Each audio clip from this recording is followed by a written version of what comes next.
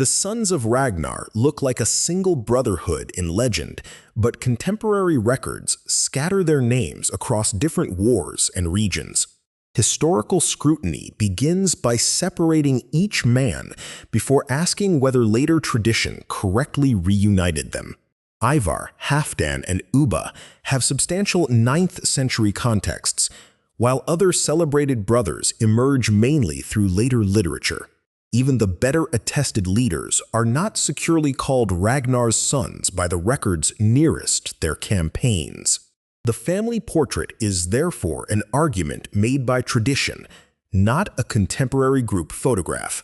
In 865, the Anglo-Saxon Chronicle reports a great heathen army arriving in East Anglia. The annal describes horses, winter quarters, battles, and political outcomes without presenting a complete list of brothers. Its compressed yearly entries track danger to English kingdoms rather than Scandinavian genealogy. Later versions and related accounts gradually provide names, yet leadership changed as the army moved. This coalition was not necessarily a permanent unit under one household's command. Ivar appears most clearly when English and Irish evidence are read beside one another. Irish annals record Eamar as a powerful king among the Norse active around Dublin and the Irish Sea. The Annals of Ulster report his death in 873 and style him King of the Norsemen of all Ireland and Britain. That unusually broad description reveals authority extending across maritime networks rather than one local raiding band. Many scholars identify this Eamar with Ivar, the leader associated with the Great Army in England. Chronology and geography make the identification plausible, but the sources never provide a modern identity document. Near-contemporary English tradition associates Ivar with the killing of King Edmund of East Anglia. Accounts of Edmund became hagiographical, shaping violence into the story of a Christian martyr. Asser, writing about King Alfred, names Hingwar and Hubba as leaders connected with Edmund's death. Hingwar is usually understood as Ivar, though the text reflects West Saxon and Christian political memory. The same Ivar later becomes Boneless, a nickname whose explanation remains uncertain. Saga writers offer bodily or birth-related interpretations, but none is confirmed by contemporary medical observation. Modern attempts to diagnose him from a nickname turn literary ambiguity into false clinical precision. His documented power matters more than speculative anatomy. Fleets, fortified bases, alliances, and followers crossed several kingdoms. Halfdan enters the English record as another major commander rather than merely Ivar's supporting brother. The Anglo-Saxon Chronicle names Halfdan among leaders after renewed campaigning in the 870s. He participated in pressure against Wessex and later shared in the division of Northumbrian land. That settlement marks a transformation from mobile warfare toward territorial rule and cultivation. Halfdan's followers needed fields, housing, legal arrangements, and relations with communities already living there. The Chronicle's language condenses those consequences, but the redistribution of land changed lives beyond elite leadership. Irish annals probably record the same Halfdan as Alban, killed near Strangford Lough in 877. That identification links Northumbria with competition in the Irish Sea, although scholars still handle the equation cautiously. If correct, his career shows a leader operating between settlement ambitions and maritime dynastic conflict. Later genealogies make him Ragnar's son, supplying a father absent from the near-contemporary notices. Halfdan is historically substantial, even when his exact parentage remains beyond verification. Ubba possesses a narrower but still recognizable profile within English sources.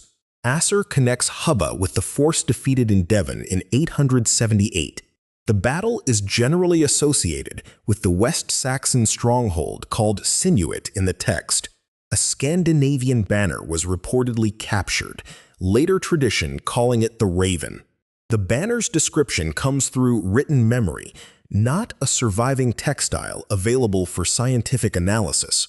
Ubba's death became part of Alfredian victory history at a moment when Wessex faced extreme pressure. Some later accounts also connect Ubba with Edmund's martyrdom and Ragnar's family. Those layers make him a famous brother, yet contemporary proof of his father is still missing. His importance rests securely on command and defeat, not on the genealogy eventually attached to him. Bjorn presents a different geographical problem because Frankish and Mediterranean narratives dominate his proposed career. Frankish annals mention a Scandinavian leader named Berno operating around the Seine in the 850s. Scholars have often connected Berno with Bjorn Ironside, but the identification is not universally demonstrable. Later Norman and Scandinavian traditions enlarge Bjorn's profile and place him firmly among Ragnar's sons. His Mediterranean expedition has historical support for a Scandinavian fleet, though individual command traditions require separate testing.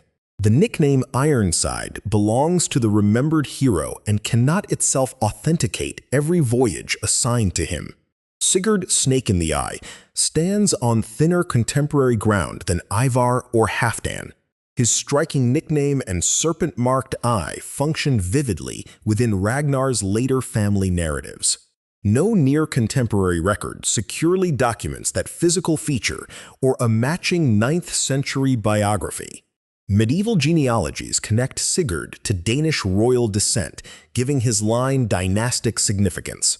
Genealogical usefulness can preserve genuine ancestry, but it can also organize political legitimacy retrospectively. Consequently, Sigurd's place within the brotherhood is literary and genealogical before it becomes independently historical. Hvitserk is similarly difficult to extract from the saga framework. His name, meaning white shirt, appears among Ragnar's sons in Old Norse narrative. Some traditions give him adventures and a dramatic death outside the securely dated Western campaigns. Attempts to equate Hvitserk automatically with Halfdan-solved duplication by assumption rather than evidence. Names, nicknames, and narrative roles may overlap, but the surviving texts do not settle the identification. Ragnvald and other sons also appear in particular versions, reminding us that the sibling list was never completely stable. Different authors selected relatives according to the story, dynasty, or region they wish to connect.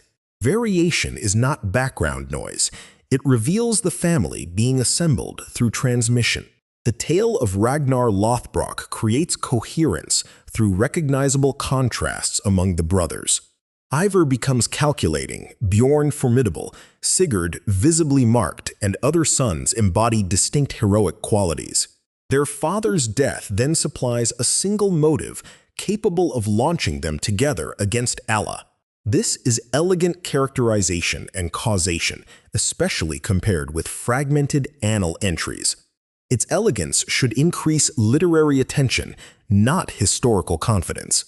Saxo Grammaticus offers another extensive arrangement of Ragnar's children in his History of the Danes. His roster and episodes do not align perfectly with Icelandic tradition. Saxo integrated Danish political memory, heroic tales, classical models, and moral interpretation into a national history. The inconsistencies between major versions prevent treating either one as a transparent family archive. They also show how Ragnar's paternity could connect many regional victories to Denmark's imagined royal past. Contemporary poetry provides an earlier bridge, but only a limited one. Eiríksmál refers to the sons of Lothbrok when imagining warriors welcoming Eiríkur Bloodaxe in Valhalla. This 10th century reference indicates that a collective bearing, that paternal label already carried heroic prestige. It still does not identify every son or prove that one historical father produced them all. Collective labels can describe dynastic memory after political reputations have merged. The Great Army itself encourages later familial interpretation because named leaders recur across connected campaigns. Yet armies could absorb reinforcements, divide, reunite, negotiate separately, and follow different commanders. Shared action does not require biological brotherhood, just as shared paternity would not guarantee unified strategy. Ships and winter camps made coalition warfare possible across distances that no household alone could control. Tribute-financed movement, while captured resources and local agreements sustained forces between campaigns. When later stories replace these mechanisms with revenge, they personalize an institutional military transformation. The victims also disappear behind the Brotherhood's fame. Monasteries, royal centers, farms, and towns faced seizure, taxation, displacement, and new political masters. English rulers sometimes resisted, sometimes negotiated, and sometimes used Scandinavian forces within existing rivalries. Irish kings likewise allied and fought with Norse leaders amid changing regional contests. Those relationships complicate any image of Ragnar's sons advancing as one unstoppable national army. Ivar or Eymar is strongly attested as an influential 9th century leader, with his cross-channel identification widely accepted but not absolute. Halfdan is firmly documented in England and probably appears in Irish records under another form. Ubba is named in early Alfredian writing, although later stories enlarge his family role. Bjorn may connect with Brno and the Mediterranean expedition, but the personal identification remains debated. Sigurd and Hvitserk depend far more heavily upon later saga and genealogical traditions. No contemporary record supplies a complete sibling list with parentage, dates, and coordinated vengeance. An early inscription naming several leaders as Ragnar's sons would radically strengthen the legendary family tree. The legends preserved real centers of power, recognizable campaigns, and names that mattered across generations. They also converted a shifting coalition into brothers whose personalities and obligations explained conquest. Under scrutiny, Ragnar's sons remain historically important, but they emerge as separate leaders before they become one legendary family.